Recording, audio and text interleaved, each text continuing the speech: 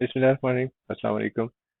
Returns appeals assessments, ये एक income tax law का जो टॉपिक है, थेरेटिकल है बेसिकली। इसको हम अंडरस्टैंड करेंगे with the help of some characters. और उन कैरेक्टर्स ने जो रोल परफॉर्म करना है उसको जब हम अंडरस्टैंड कर लेंगे तो साथ ही हमें लॉ के सेक्शंस की भी एक अंडरस्टैंडिंग मिल जाएगी कि लॉ क्या कहता है। साथ साथ हम सेक्शंस भी देखते जाएंगे। सो इसमें जो जिन कैरेक्टर्स ने रोल प्ले करना है उसमें सबसे इम्पोर्टेंट जो है वो तो टैक्स पेयर है, जिसने टैक्स अदा करना है गवर्नमेंट को। और इसका जो ट्रांजैक्शन डायरेक्ट होगा that is with FBR, federal board of revenue. Federal board of revenue जो है उसके अंदर there is a list of officers जो कि इन्वॉल्व हैं। लेकिन लॉ ने सबसे ज्यादा जो एम्पावरमेंट दी हुई है वो जो कमिश्नर इनलैंड रेवेन्यू है उसके पास है। यानी जिस जो सबसे ज्यादा रोल जो डिफाइन हुआ है कमिश्नर इनलैंड रेवेन्यू का डिफाइन हुआ है लॉ के अंदर। So commissioner inland revenue is basically the main person जो कि टैक्स पेयर के सारे फैसले वगैरह करता है उसके इनकम से मुतालिक और उसकी टैक्स की लाइबिलिटी से मुतालिक। इसका जो बॉस है दैट इज चीफ कमिश्नर। और बहुत सी जगहों पे जहाँ पे कमिश्नर अगर सही परफॉर्म नहीं कर रहा होगा या डिले कर रहा होगा तो फिर चीफ कमिश्नर मैदान में आ जाएगा। अ, इन दोनों जो बाउंड्रीज हैं, जो बॉर्डर्स हैं, इनके दरमियान में एक मीडिएटर है, कंसल्टेंट है, टैक्स प्रैक्टिशनर है, जो कि टैक्स पेयर को गाइड करता है कि आपने किस तरह से टैक्स की जो अपनी जिम्मेदारी है वो पूरी करनी है। और बहुत से केसेस में ये रिप्रेजेंट भी करता है टैक्स पेयर को before any of these authorities. Now अगर आप कमिश्नर इंडियन रेवेन्यू के किसी डिसीजन या से फैसले से एग्रीव्ड हैं तो you can go to commissioner inland revenue appeals. तो ये भी एक कमिश्नर अपील्स जो है ये भी एक कैरेक्टर है हमारी इस अंडरस्टैंडिंग के अंदर। और कमिश्नर अपील्स जो है वो अगर समझता हो कि टैक्स पे ठीक कह रहा है तो फिर वो कमिश्नर इनलैंड रेवेन्यू के जो फैसले हैं उसको गलत कह सकता है इन केस अगर वो समझे ऐसा। Now commissioner inland revenue appeals के फैसले से भी अगर टैक्स पेयर मुतमिन नहीं है तो फिर एक इनकम टैक्स एपलेट ट्रिब्यूनल है। ट्रिब्यूनल्स बेसिकली स्पेशलाइज्ड कोर्ट को कहते हैं जो किसी सब्जेक्ट के अंदर महारत रखते हो। इसमें इस सब्जेक्ट के स्पेशलिस्ट को बिठाया जाता है। तो ट्राइब्यूनल में फिर आप अपना केस ले जा सकते हैं और वहां पे फिर फैसला अगर टैक्स पेयर के हक में हो जाए तो बहुत अच्छी बात है। अदरवाइज फिर next forum is that is available is high court. Now high court के पास जाने के लिए आपके पास अगर तो कोई पॉइंट ऑफ लॉ के ऊपर इख्तलाफ है तो यू कैन मूव फॉरवर्ड। अगर तो पॉइंट ऑफ लॉ है जिसके ऊपर आप समझते हैं कि मेरे साथ ज्यादती हो रही है, यानी लॉ की इंटरप्रिटेशन के ऊपर अगर कोई आपकी ग्रीवेंस है जिसकी वजह से आपकी ग्रीवेंस बन रही है तो फिर आप हाई कोर्ट के पास जा सकते हैं। और अगर पॉइंट ऑफ लॉ इन्वॉल्व नहीं है तो फिर ट्रिब्यूनल से आगे टैक्स पेयर के पास मजीद रास्ता नहीं है। हाई कोर्ट में अगर आप अगेन डिससेटिस्फाइड हो या आपके खिलाफ फैसला हो जाए तो फिर आपके पास अपील का हक है टू अ सुप्रीम कोर्ट। कुछ ऑफशोर एसेट्स होंगे जिनको इस टैक्स पेयर ने या तो डिक्लेयर किया होगा या नहीं किया होगा। वी विल सी कि कहाँ पे हमें उसकी टैक्स लॉ की प्रोविजंस हिट करती हैं। इसी तरह पाकिस्तान में भी कुछ एसेट्स इस टैक्स पेयर के हो सकते हैं। कुछ कमेटीज होंगी जिनका रोल है इन सेक्शंस की अंडरस्टैंडिंग के अंदर। और डेफिनेटली जो टैक्स ऑडिट है ये भी इससे भी टैक्स पेयर को गुजरना पड़ सकता है अगर उसने कोई उसके ऊपर कोई प्रोविजन रेलिवेंट ऑडिट की अप्लाई होती है तो। And definitely we will need a white board to do some pencil work. अच्छा, ये जो वीडियोस हैं इसको इसको सबसे पहला जो वीडियो है दैट इज अबाउट के टैक्स पेयर के जिम्मे जो चीजें हैं। ठीक है, सो ये पहले वीडियो में हम ये डिस्कस करने वाले हैं। जो सेकंड वीडियो होगा उसमें हम डिस्कस करने वाले होंगे कि जो कलेक्टर टैक्स कलेक्टर साइड है या जो टैक्स एडमिनिस्ट्रेटर है, एडमिनिस्ट्रेटर साइड वो यानी कि कमिश्नर इनलैंड रेवेन्यू या चीफ कमिश्नर वो क्या कुछ अपने उसके फराइज हैं और वो क्या कुछ कर सकता है, उसकी क्या पावर्स हैं। जो थर्ड वीडियो है उसमें हम विल टॉक अबाउट कि अगर आपको कोई एतराज है कलेक्टर या एडमिनिस्ट्रेटर के फैसलों से तो फिर अपील्स कहाँ कहाँ की जा सकती हैं और उसका क्या हायरार्की है, क्या प्रोसीजर होगा। And fourth video will be about कि अगर टैक्स पेयर से कोई मिस्टेक हो जाए अपनी सबमिशंस में या अगर वो कोई टाइम पे जमा ना करवा सके अपनी जो भी सबमिशन है, जैसे कि अगर टैक्स की जो भी इंफॉर्मेशन है वो उसने टैक्स रिटर्न पे जमा करानी है, रिटर्न अगर टाइम से जमा नहीं कराएगा तो फिर उसके पास क्या रास्ता मौजूद है फर्दर। सो ये 4 वीडियोस में हम इस टॉपिक को कवर करेंगे। ओके जी, सो इन कैरेक्टर्स को अब लाइन अप कर लेते हैं। सो ये जो टैक्स पेयर है, ये कोई इस किस्म के इश्तिहार देख के परेशान हो जाता है कि जनाब को मैंने रिटर्न जमा करानी है, पैसा बहुत है बंदे के पास, लेकिन इसको नहीं पता कि ये मैंने कोई टैक्स भी अदा करना है और मैंने कुछ जमा करवाने हैं पैसे, कोई रिटर्न फाइल करनी है। सो ये इस किस्म के इश्तिहार कोई सोशल मीडिया पे, कोई टीवी पे, अखबार में देख के तो ये फिर सोचता है कि यार इसका कुछ बंदोबस्त किया जाए। सो इसका एक दोस्त है जो कि टैक्स प्रैक्टिशनर है, जिसको कहता है यार कोई इशू नहीं है, सारे मसाइल मैं तुम्हें समझा देता हूँ। दो ही काम करने होंगे, एक तुम्हारी इनकम है जिसको असेस करना होगा सबसे पहले में, कि यार तुम्हारी आमदनी कितनी है, और वो आमदनी असेस यानी हम लेंगे, काउंट करेंगे जो कि टैक्स लॉ के हिसाब से टैक्सेबल है, और फिर उसके ऊपर हम असेसमेंट कर लेंगे टैक्स की। सो इनकम को असेस करने के बाद ही टैक्स की असेसमेंट की जा सकती है, because tax amount of tax is a derivative figure जो कि इनकम के ऊपर डिपेंड करती है। नाउ ये जो टैक्स असेसमेंट है, इसमें टैक्स पेयर के जिम्मे इस टैक्स पेयर के जिम्मे जो काम है वो क्या है कि आपने रिटर्न ऑफ इनकम जमा करानी है, जिसके ऊपर सारा टैक्स का हिसाब लिखेंगे, वेल्थ स्टेटमेंट जिसमें एसेट्स लाइबिलिटीज बताएंगे, टैक्स पेयर प्रोफाइल ये भी कुछ इन्फॉर्मेशन है जो कि टैक्स पेयर से मुतालिक है, और अगर पाकिस्तान से बाहर कोई एसेट्स हैं तो वो उसकी भी डिटेल आपने एफबीआर को देनी है। ये जब आप स्टेटमेंट्स अपनी जो जो आपके ऊपर एप्लीकेबल है वो आप जमा करवा देंगे तो फिर आपने टैक्स पे कर देना है और आपका काम यहाँ पे खत्म हो जाता है। ये जो कमिश्नर इनलैंड रेवेन्यू है, ये इस टैक्स पेयर के साथ क्या कुछ कर सकता है। अगर आपने रिटर्न जमा नहीं करवाई तो ये आपसे डिमांड कर सकता है कि अपनी रिटर्न ऑफ इनकम जमा कराओ। इसी तरह वेल्थ स्टेटमेंट डिमांड कर सकता है, statement of foreign income and assets. ये वही 3 चीजें हैं जो यहाँ पे भी हमने डिस्कस की थी। उसके बाद ये आपकी असेसमेंट इन 3 तरीकों पे कर सकता है, यानी बेस्ट जजमेंट असेसमेंट, प्रोविजनल और रिवीजन ऑफ असेसमेंट का मतलब ये है कि पीछे की हुई किसी असेसमेंट को चेंज करना। तो ये इस कमिश्नर के पास पावर्स हैं जो ये कर सकता है। ये हमने बात की कि हम इसको अपने सेकंड वीडियो में इसको कवर कर रहे होंगे कि जो कमिश्नर इनलैंड रेवेन्यू जो कुछ भी कर सकता है। Now let's look at these things one by one. ये जो आपने जितनी भी सबमिशंस की हैं एफबीआर को, इसमें आपसे कोई मिस्टेक भी हो सकती है, या डिले आपने टाइम पे जमा नहीं करवाई, कोई डिले कर दी, या फिर ये जो टैक्स था ये पे करने में आपने देर कर दी। तो ऐसा अगर हो जाए तो मिस्टेक की सूरत में आपको अपनी एक जो भी आपने डॉक्यूमेंट जमा कराया उसको रिवाइज करना पड़ेगा। ठीक है जी। सो ये रिवीजन टैक्स पेयर खुद भी कर सकता है अगर चाहे तो, और कमिश्नर इनलैंड रेवेन्यू अगर देखे कि यार इसने कोई इन्फॉर्मेशन गलत दी हुई है तो वो भी कर सकता है। So it can go both ways. Point ये है कि एफबीआर के पास सही इन्फॉर्मेशन होना चाहिए। अगर टैक्स पेयर समझता है कि मुझसे गलती हो गई, रिवाइज कर ले अपनी रिटर्न को, अपनी सबमिशन को, और इसी तरह inland revenue, commissioner inland revenue अगर वो समझता है कि इससे कोई गलती हुई है और इसकी स्टेटमेंट को अमेंड होना चाहिए। जो डिले है अपनी रिटर्न्स की सबमिशन में या टैक्स की पेमेंट में, अगर आपने देर कर दी तो फिर डेफिनेटली जुर्माना होगा। जुर्माने टैक्स लॉ के अंदर 2 तरह के होते हैं, एक को बोला जाता है पेनल्टी और एक को बोला जाता है डिफॉल्ट सरचार्ज। डिफॉल्ट सरचार्ज एक समझ लें कि it is a kind of you can say markup. ठीक है। सो एक मार्कअप है जिसका एक रेट डिफाइंड है टैक्स लॉ के अंदर, जो कि जितना भी आपका ये due date of payment of tax से लेकर जब आपने पेमेंट की, इस दरमियान में जितना भी आपने डिले किया उसके ऊपर एक मार्कअप चार्ज होगा, जिसको डिफॉल्ट सरचार्ज के नाम से लिखा गया है टैक्स लॉ के अंदर।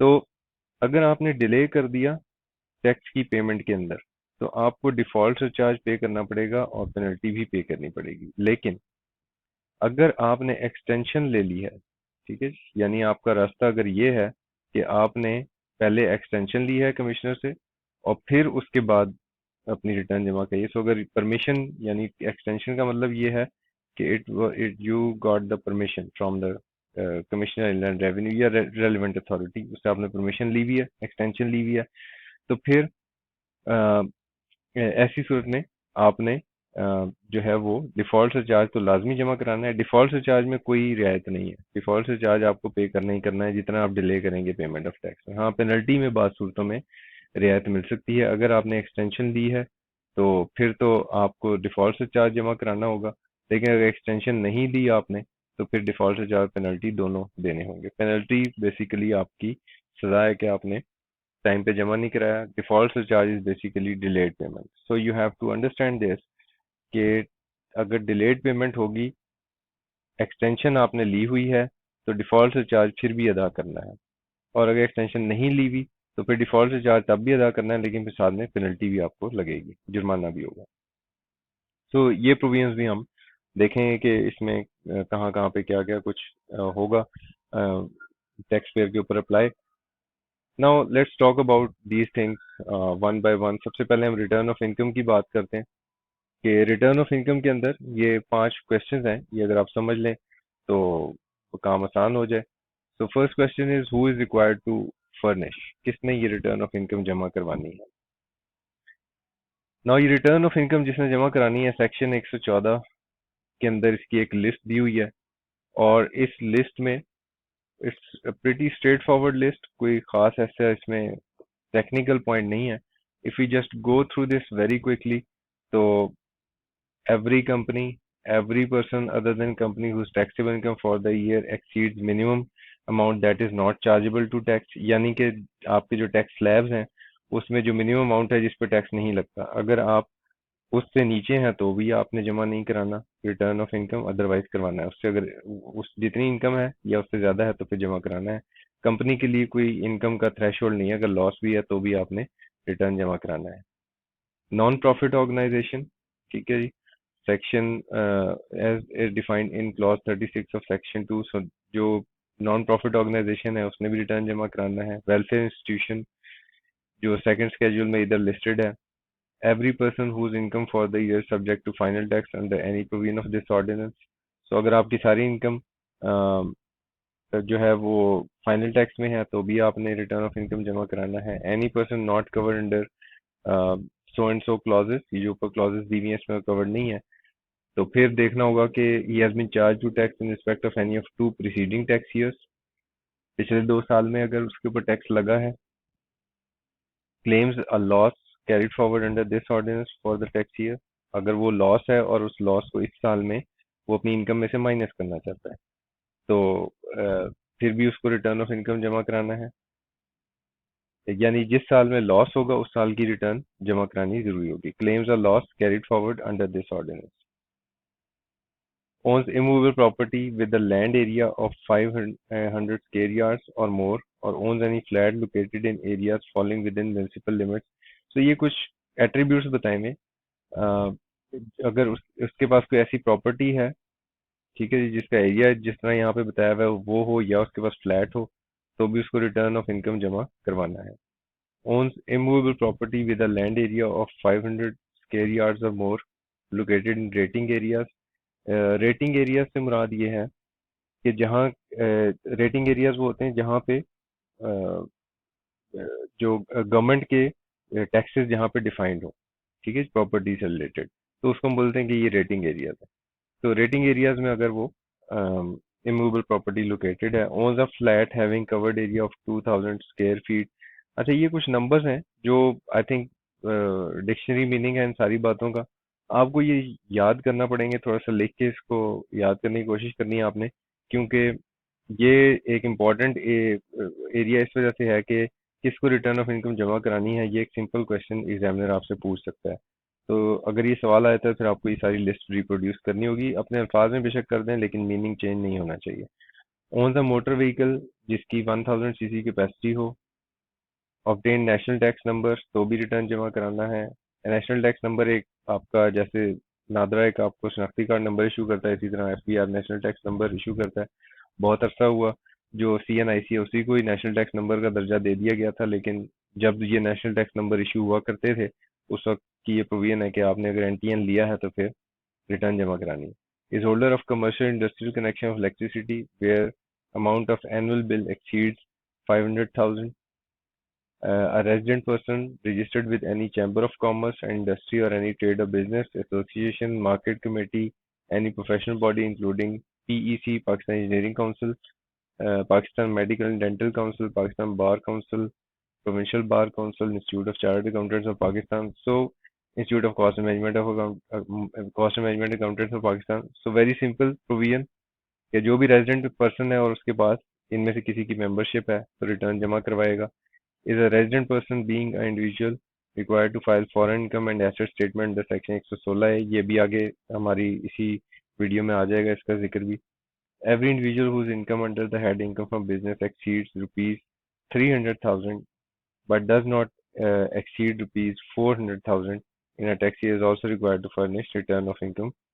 अच्छा, ये एक बिजनेस इनकम में, बिजनेस के हेड ऑफ इनकम में अगर आपकी आमदनी है तो जो टैक्स स्लैब्स हैं वो डेफिनेटली 3 लाख से शुरू नहीं होते, लेकिन अगर आमदनी 3 लाख से ऊपर है बिजनेस में तो भी आपको रिटर्न ऑफ इनकम जमा करवानी है. तो ये प्रोविजन बेसिकली ये जो ऊपर हमने पढ़ा था कि every person other than company जिसकी इस टैक्सेबल लिमिट से बिलो हो इनकम तो उसको जमा से ज़्यादा उसको जमा कराना है, तो इस पे इसके साथ आपने ये चीज़ भी ध्यान में रखनी है कि अगर बिजनेस की इनकम है तो फिर 3 लाख इज द थ्रेशोल्ड. इससे ऊपर अगर बिजनेस के हेड में आमदनी है तो फिर रिटर्न ऑफ इनकम जमा कराना है आपको.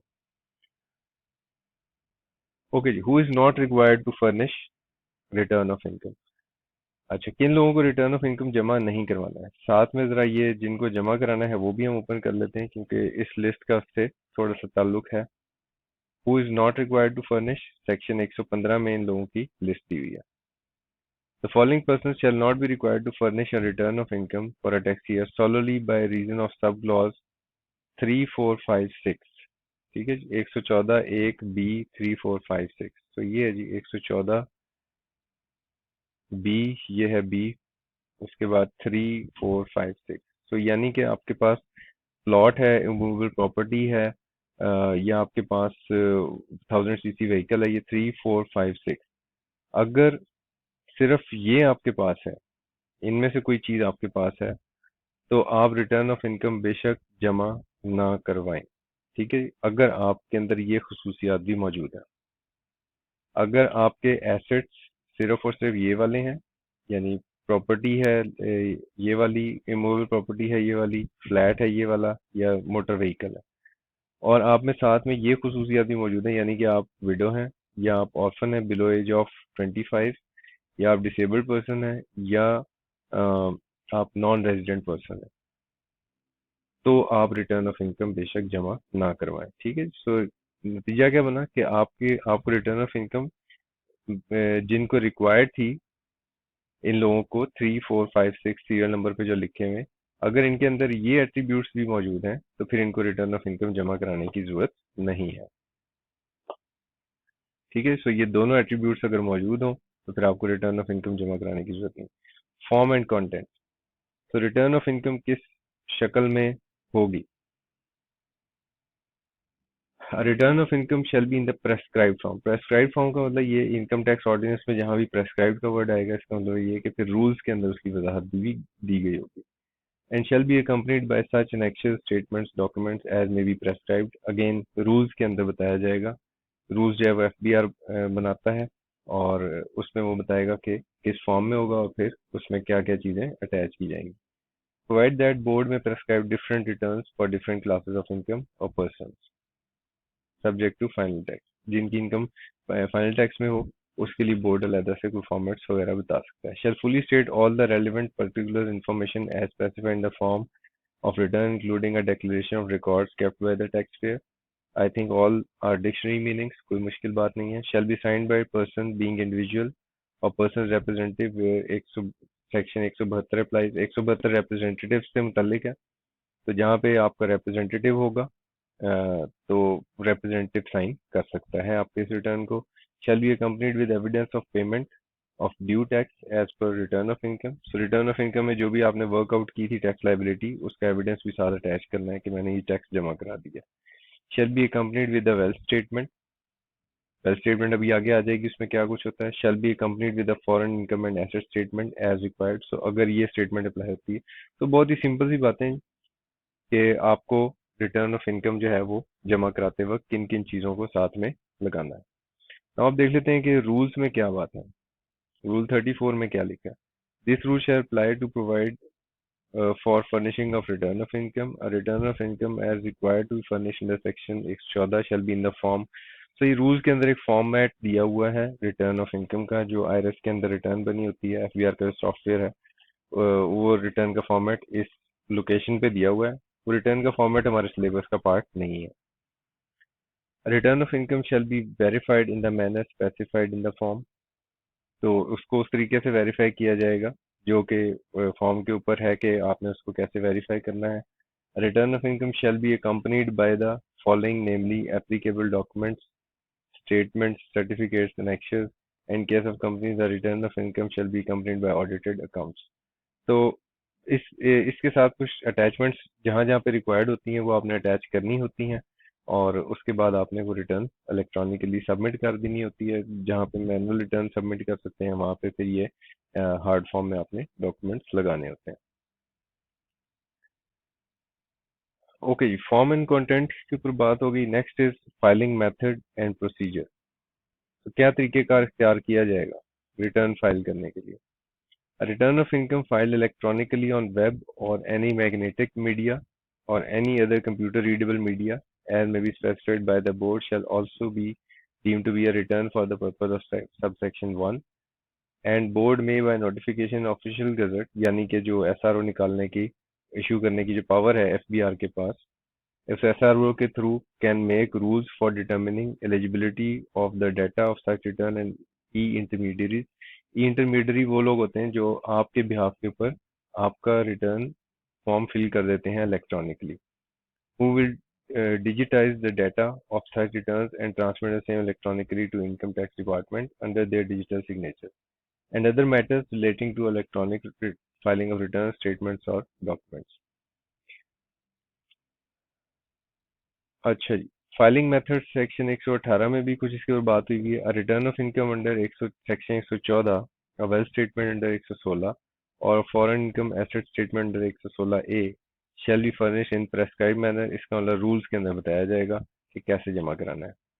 और रूल 73 में जाके मजीद फिर इसकी वजाहत है कि this rule shall apply for the purpose of furnishing of returns and documents under the ordinance. अच्छा जी, अब इसको इसको मैं सारे को रीड आउट नहीं कर रहा। इसमें आप इसको आप वीडियो को पॉज करके आप पढ़ेंगे और फिर जो चीज़ समझ नहीं आएगी वो आप पूछेंगे, क्योंकि it is a very simple dictionary meaning area. तो इसको मैं थोड़ी देर के लिए यहाँ पे रोक रहा हूँ, इसको आप पढ़ लेंगे और अगर कोई प्रॉब्लम हो, मेरी अंडरस्टैंडिंग में इसमें कोई आपको प्रॉब्लम आएगी नहीं जब आप इसको रीड करोगे। तो ये रिमेनिंग पोर्शन है, इसको वीडियो को पॉज करके आप पढ़ लेंगे और इसमें जो चीज़ फिर नहीं समझ आए वो फिर आप अ, मुझे मैसेज करके पूछ लीजिएगा। अच्छा जी, ड्यू डेट्स, रिटर्न फाइल करने की, रिटर्न जमा कराने की ड्यू डेट्स क्या है? इसको सिंपली आप इस तरह से याद रख लें कि यहाँ पे एक टेबल बना हुआ है और सिंपल इसमें ये है कि जो सिंपल रूल अप्लाई होता है वो ये है कि आपका जो भी फाइनेंशियल ईयर एंड हो रहा है, जो भी आपका फाइनेंशियल ईयर एंड हो रहा है उसको उसके बाद जो भी सितंबर आएगा, जैसे 30 सितंबर 2019 को फाइनेंशियल ईयर एंड है, तो 30 सितंबर नेक्स्ट कब आ रहा है? 2020 में। इसी तरह अगर दिसंबर 2019 आपका ईयर एंड है तो सितंबर 2020 नेक्स्ट सितंबर है। सो जो भी नेक्स्ट 30 सितंबर है आप देखेंगे सब जगह पे वही है। सिर्फ दो जगह पे आपको याद रखना है कि जो रिटर्न फाइलिंग की लास्ट डेट है आपके पास जो कि डिफरेंट है। ठीक है जी, वो दो जगह कौन कौन सी हैं? वो दो जगह हैं, नंबर वन इज के ये जहाँ पे दिसंबर की डेट आ रही है और दूसरा ये।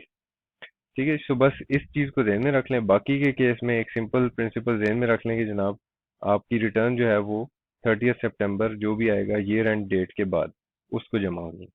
ठीक हो गया जी। तो कौन सा केस है जी कि अगर एओपी है और उसकी फाइनल टैक्स रिजीम में ही सिर्फ इनकम है तो जो भी नेक्स्ट 31 अगस्त होगा उस पर रिटर्न जमा करवा दे, वो उसकी लास्ट डेट है, उससे पहले पहले करवानी है।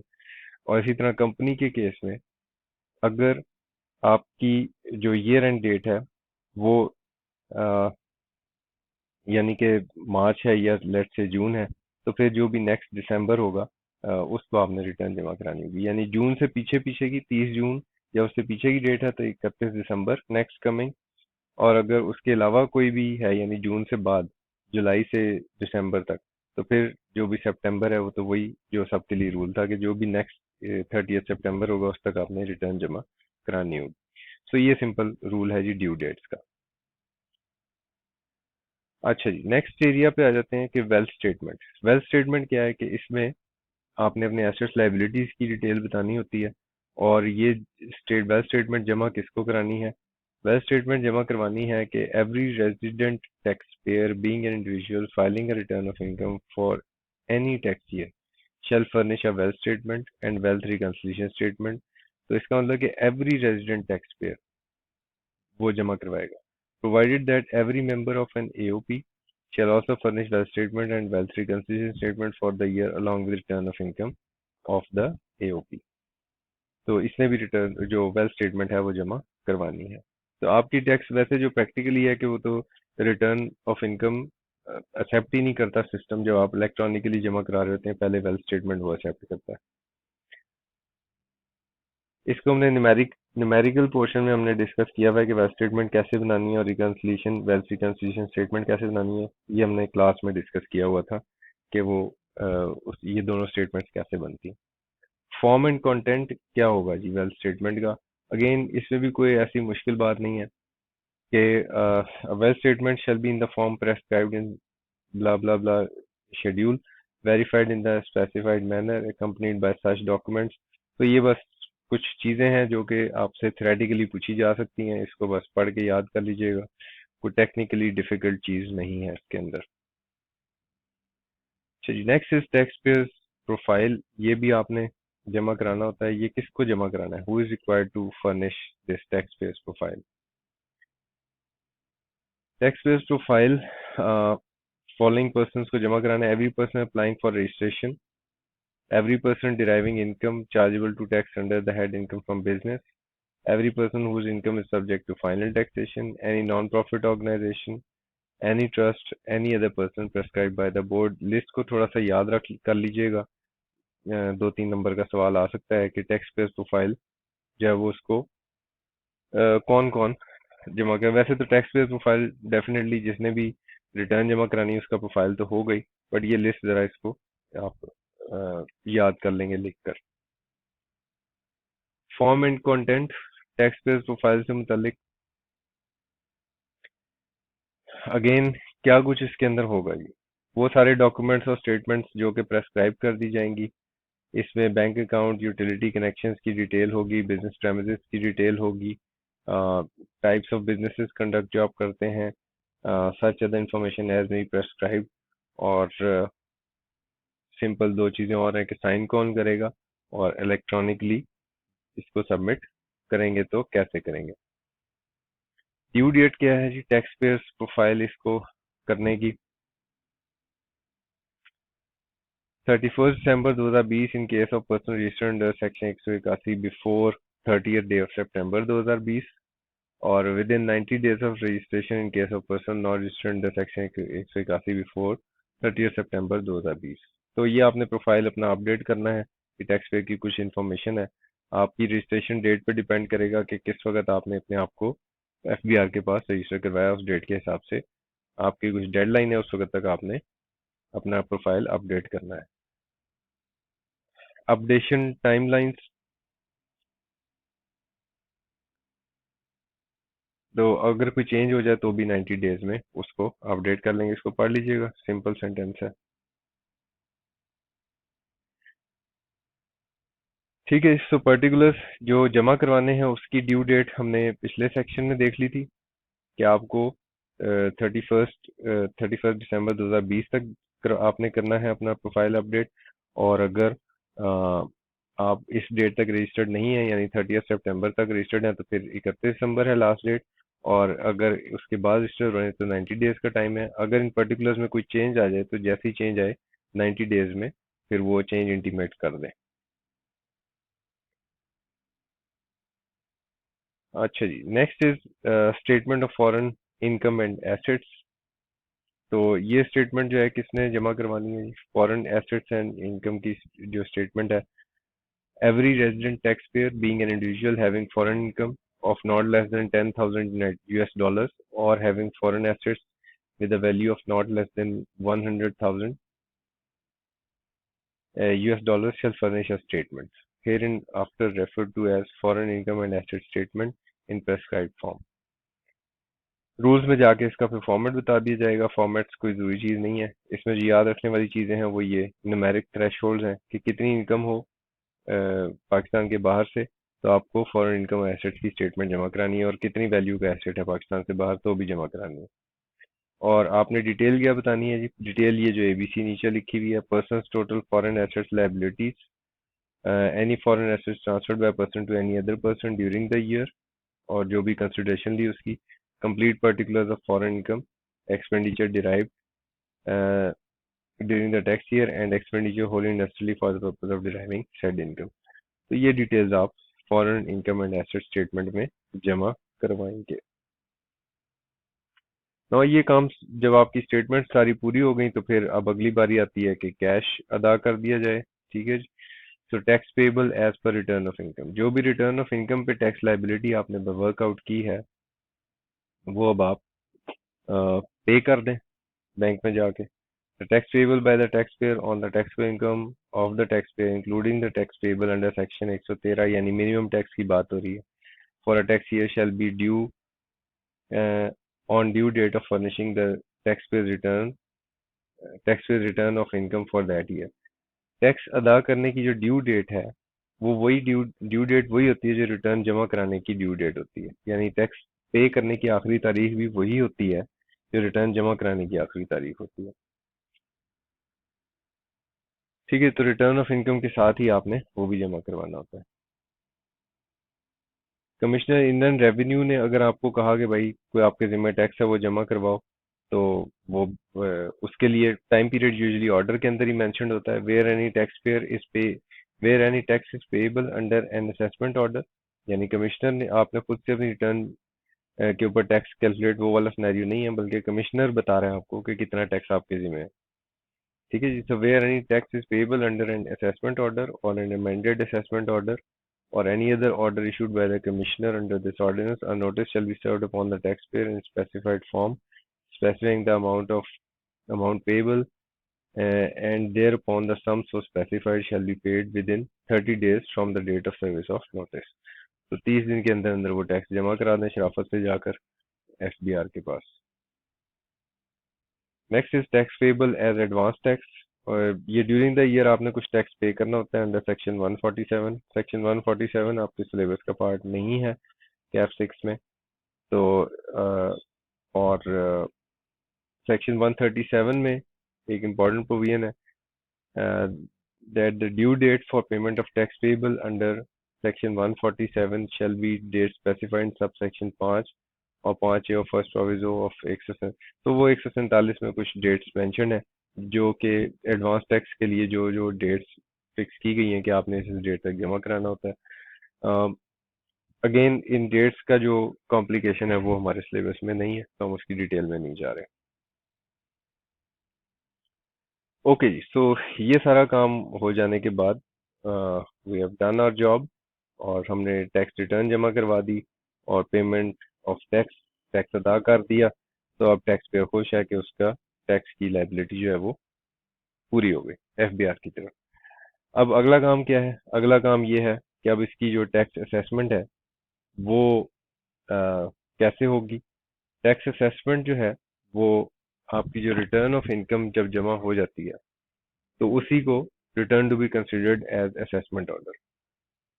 तो आपका जो रिटर्न ऑफ इनकम जब जमा हो जाता है, इसको सेल्फ असेसमेंट भी बोलते हैं, कि आप जब अपना रिटर्न ऑफ इनकम जमा करवा देते हैं तो उसी को आपका असेसमेंट कंसिडर कर लिया जाता है। पहले क्या था, इनकम टैक्स ऑर्डिनेंस 2001 से पहले आप रिटर्न जमा कराते थे और कमिश्नर उसको चेक करता था और फिर आपकी असेसमेंट ऑर्डर इशू करता था।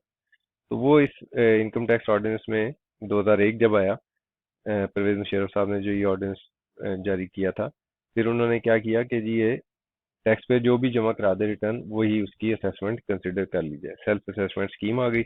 और जो आपने अपनी रिटर्न जमा कराई तो ऐसा ही तस्वर किया जाएगा कि जैसे आपने आपकी असेसमेंट कमिश्नर ने खुद की है। Correction through automated system. So अगर आपके जो टैक्स रिटर्न है उसमें कुछ मिस्टेक्स हैं, जिन मिस्टेक्स का यहाँ पे कुछ जिक्र हुआ हुआ है, कुछ डिटेल बताई हुई है कि कौन कौन सी मिस्टेक्स हैं जिसको आप ऑटोमेटेड सिस्टम एफबीआर का है उसके अंदर उसकी उसमें जाके आप उसको करेक्ट कर सकते हैं। उसके लिए कुछ टाइमलाइंस डिफाइंड है जिसके दौरान आप इसको कर सकते हैं। इसको मैं सारे को पढ़ूंगा नहीं, इसको आप बस पॉज करके स्क्रीन को पढ़ लीजिएगा। और अगर कोई मिस्टेक हो तो फिर वो आप कोई चीज़ कंफ्यूजन हो तो वो फिर आप पूछेंगे, उसको मैं एक्सप्लेन कर दूंगा। अदरवाइज ये सिंपल बातें हैं कि इनकम में कोई आपसे गलती हो गई, एक्सपेंस में कोई गलती हो गई, तो उसको आईआरएस जो एफबीआर का सिस्टम है उसके ऊपर जाके आप करेक्शन कर सकते हैं। उसके ऊपर करेक्शन की फैसिलिटी मौजूद है।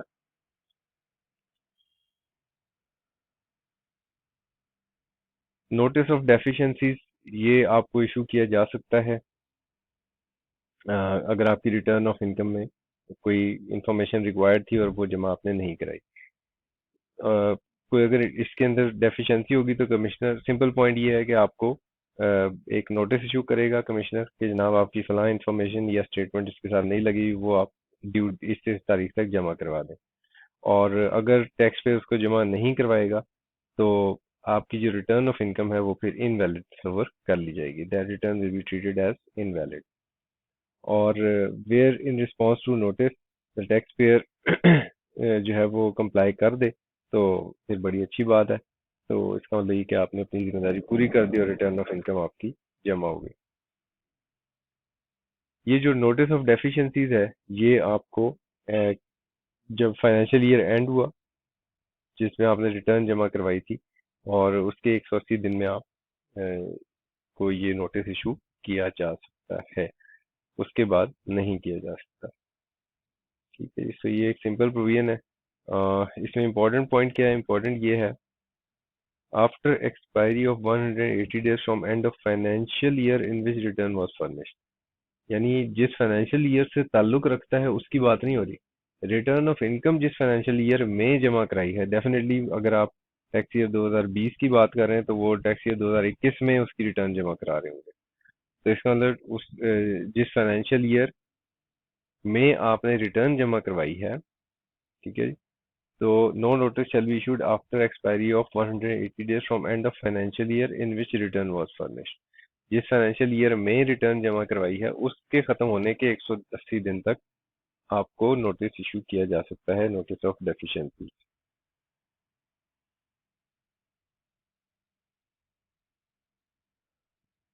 ओके जनाब, सो अब यहाँ से आगे बात शुरू हो जाती है कमिश्नर के जो पावर्स हैं। और we will talk about this in our जो हमारा सेकंड सेगमेंट होगा। इसमें हम बात करेंगे सेकंड वीडियो के अंदर कि कलेक्टर क्या कुछ कर सकता है, उसके पास क्या कुछ पावर्स हैं। तो यहाँ तक के लिए इतना ही है। We will continue this discussion in our next video. Thank you very much, take care, अल्लाह हाफिज।